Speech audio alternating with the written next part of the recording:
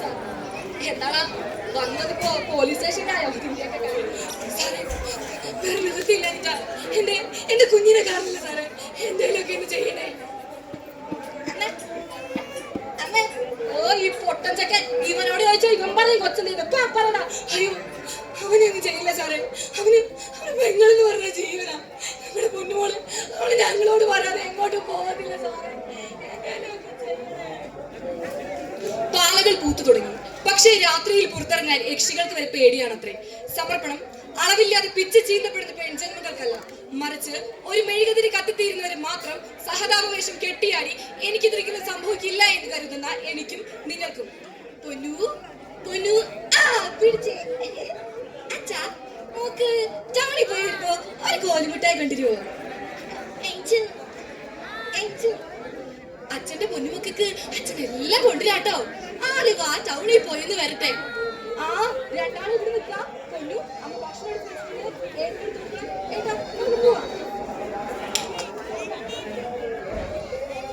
ചേട്ടാ ചേട്ടാ.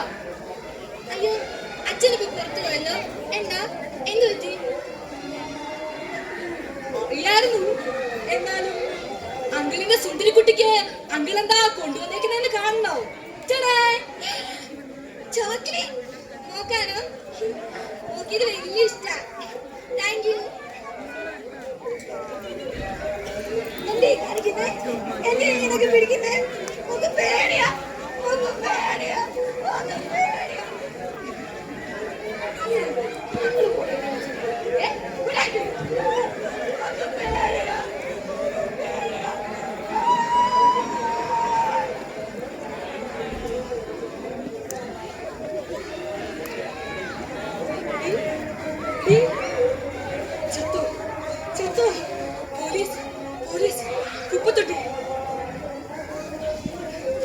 മനുഷ്യ മനസാക്ഷികളെ നെട്ടിത്തടിച്ചിരിക്കുന്ന ഒരു ധാരണ കൃത്യമാണ് ഇവിടെ അരങ്ങേറിയിരിക്കുന്നത്.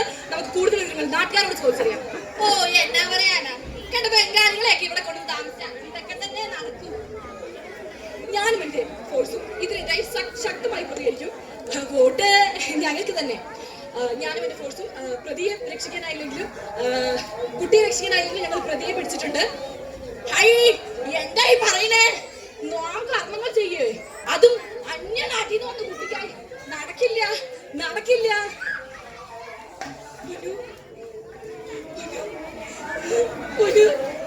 നമ്മുടെ മോളെ കിട്ടിയോടി? നമ്മുടെ മോളെ കിട്ടിയോ?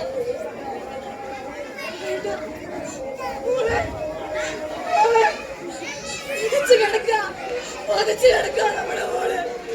സ്കൂളിൽ നിന്ന് വന്നല്ലേ, തണുക്കണ്ടാവും.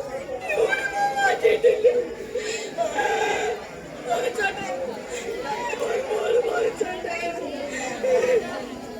നിങ്ങൾക്കറിയാം ആരാണെന്തോ?